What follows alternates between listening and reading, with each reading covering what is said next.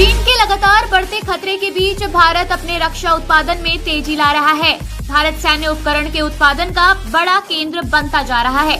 मोदी सरकार सेना को अत्याधुनिक बनाने की दिशा में काम कर रही है। इसी कड़ी में boost to defence, India to replace ageing Chetak Cheetah choppers, 200 modern light helicopters planned. अब ये कोई छोटी मोटी शॉपिंग नहीं है भाई, ये है 200 ऐसे एडवांस्ड सर्विलांस हेलीकॉप्टर की तलाश जो 21वीं सदी के सुपर हीरो बने। फौरी तौर पर दुनिया से असला खरीद रहा है, और जो असलहे की जो हथियारों के डील भारत कर रहा है वो बहुत इमरजेंसी में कर रहा है, बहुत तेजी में कर रहा है।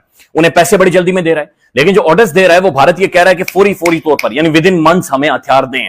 जी के मैदान में इंडिया बहुत आगे जा चुका है कि इन बड़ी कुव्वतों को भी हैरान कर दिया है, और ये बड़ी कुव्वतें भी इस वक्त इंडिया से उनकी तरक्की का राज पूछ रही हैं। दुनिया जो है वो सिफारती दबाव क्यों नहीं डाल पा रही है भारत पर, और इसका श्रेय जाता है मोदी जी की जो है आत्मनिर्भर भारत और make in India policy that is fructifying on the ground. और इसमें बहुत मेहनत की है राजनाथ सिंह जी ने, जो हमारे डिफेंस मिनिस्टर है। उनका हमेशा से कोशिश रहती है कि भाई डिफेंस में जितने से ज्यादा आप करीब हफ्ते में एक आध बार कर ही देते हैं, महीने में 3-4 बार हो ही जाते हैं आपके। नहीं, ये दोस्तों राग अलग है, इसमें the devil is in the details. देखिए मैं आपको बताता हूं, the ministry issued a request for information for 200 modern helicopters. अच्छा, उसमें से 120 हैं जो कि आर्मी में होंगे और बाकी 80 होंगे एयरफोर्स में, राइट। अब ये चेतक है और ये चीता है, ये पुराने प्लेटफॉर्म्स हैं, इनको दशकों हो गए अपनी सर्विस दी है। They were front line work horses for the army and the air force. अब इनको रिटायर करा जा रहा है, इनकी जगह 200 नए आएंगे, ठीक है।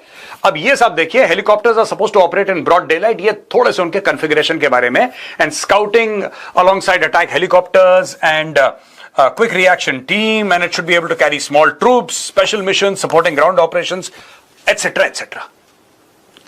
लेकिन असली बात वो नहीं है।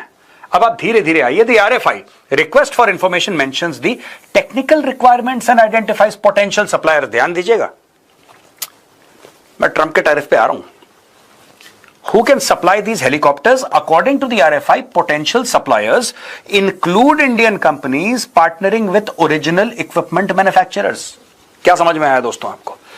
Include Indian companies partnering with original equipment manufacturers. ये OEM कौन है?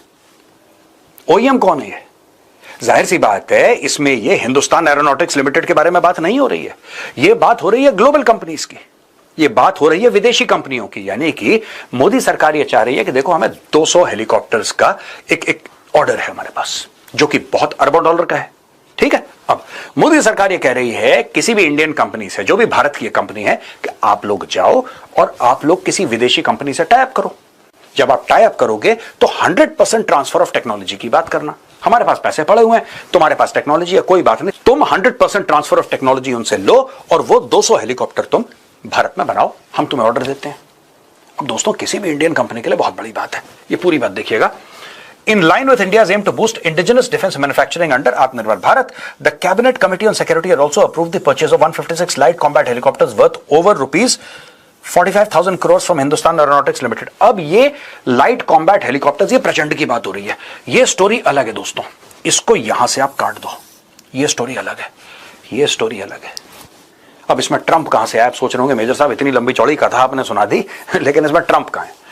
यानी कि जिस तरीके से ट्रंप ने भारत पे दबाव डाला है, जिस तरीके से ट्रंप ने भारत को यह बोला है कि नहीं 50% टैरिफ, आपको क्या लगता है, मैं आपसे पूछता हूं ये बात, आपको क्या लगता है कि ये जो ओरिजिनल इक्विपमेंट मैन्युफैक्चरर्स हैं, include Indian companies partnering with OEMs, ये जो विदेशी कंपनी है, क्या इसमें कोई इंडियन मैन्युफैक्चरर, जो भी हो, वो महिंद्रा हो सकता है, वो टाटा हो सकता है, वो L&T हो सकता है, राइट, वो अडानी अंबानी हो सकता है, कोई भी हो सकता है, क्या वो किसी अमेरिकन कंपनी के साथ टाई अप करेंगे? बहुत सारी यूरोपियन कंपनीज हैं जो बड़े प्यारे हेलीकॉप्टर्स बनाती हैं, बहुत शानदार हेलीकॉप्टर्स बनाती हैं।